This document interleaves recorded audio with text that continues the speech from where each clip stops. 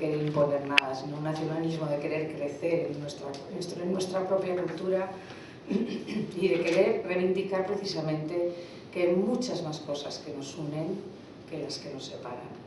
Y verdaderamente, una vez más, deciros que estoy feliz de estar aquí. Esta es, de verdad, os lo digo en serio, siento que es como si fuera mi casa. Yo vengo al Palau de la Música, no así me ha resultado con el Palau de las Arts, pero con el Palau de la Música de Valencia, y me siento querida y cuidada.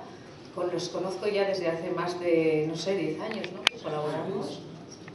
Y llego aquí y son siempre las mismas caras, con muchísimo cariño.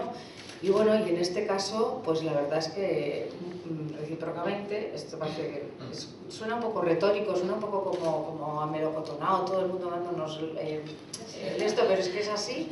Me hace mucha ilusión poder interpretar con Sergio estas obras, porque bueno, pues vengo siguiendo su trayectoria. Es un director joven, pero es un director que viene empujando muy fuerte.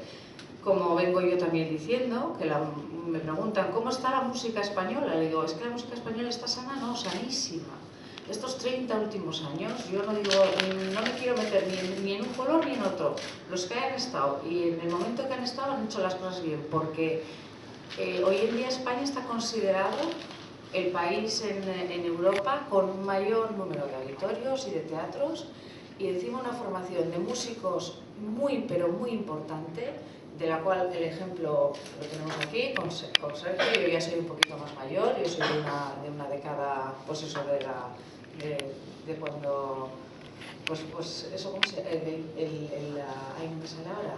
No iba a decir la posguerra, de la posguerra. No, hombre, no, por Dios, no. Soy de la transición. Yo soy hija de la transición, y ellos son hijos de la evolución en España, que gracias a Dios por la transición y por todos los que trabajaron por la transición. Por eso digo, de un color o de otro, se hicieron las cosas bien. Hay una sanidad, digamos, musical en España importante.